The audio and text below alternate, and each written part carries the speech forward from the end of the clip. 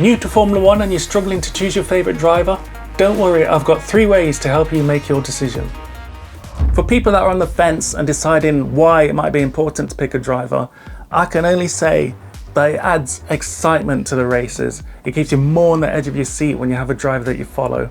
Whereas if you like more of a neutral, you won't be as invested into the races and the qualifying sessions, the free practice sessions, as you would do if you had a driver. Formula One goes through eras. So eras where someone dominates the sport. So we've had the Schumacher era, we've had the Hamilton era, the Vettel era, now we're going through the Max Verstappen era. So we have this one driver who's more than likely going to win the race week after week. But when you have your driver, you follow them regardless of who's winning, and you have that excitement by following them and tracking their race regardless of what the TV director is giving you. It just keeps you on the edge of your seat when, if you're neutral and all you're seeing is Max Verstappen winning all the time or Lewis Hamilton winning all the time, it might get boring. So that's why it's important to have a favourite driver. But you're here because you're struggling on how to pick someone. Don't worry, I'll give you 3 ways on how to pick someone, as well as giving you a bonus tip at the end. Number 1, Formula One has 20 drivers from 15 different nationalities. So obviously, if you live in one of those nationalities and you have a driver that's racing from your country, that's one way you can pick a driver. Just like most sports, people get behind their homegrown driver. So homegrown driver, homegrown sportsman.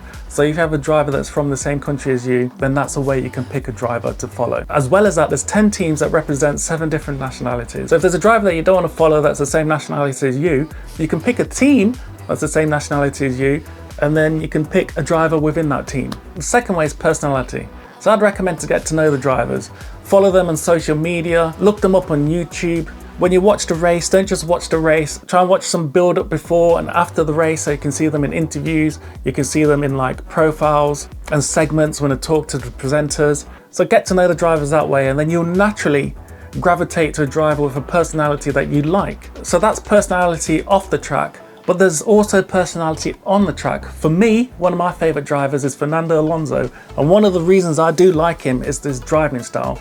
The way he hustles a car, the way he throws it around, the way he's like aggressive with it. For example, when he overtook Lewis Hamilton in Bahrain Grand Prix this year, is one of the traits that made me gravitate to Alonso. So when you're watching the races, do you like someone who's like aggressive like Alonso and aggressive like Max Verstappen? Or do you like someone who's smooth, who's got like a really smooth driving style, smooth with a steering wheel?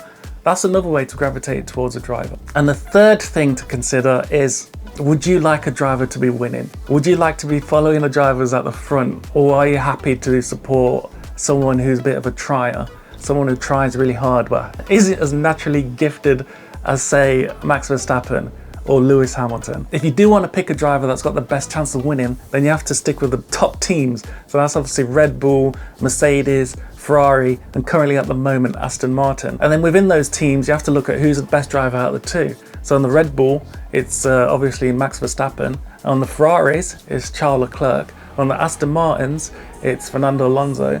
Mercedes are currently evenly matched. Lewis Hamilton's the one who's got the track record of winning the more races and is more renowned for being naturally gifted. But then on top of that, you have to consider the age. So you've currently got into the sport and you're trying to pick a driver, but if you pick a Lewis Hamilton or Fernando Alonso, who's near the end of their career, they're not going to be hanging around for too long. So would you pick a driver that's going to be good in the future and like put your eggs in their basket and support them through their progression and their growth? In that case, there's obviously George Russell, who's already in the Mercedes and is definitely a future world champion in the making. But then also there's Lando Norris, is very good. He's just currently in a car that isn't quite as good for his skill at the moment, but he's going to be fighting for titles in the future as well. So that's one thing to consider.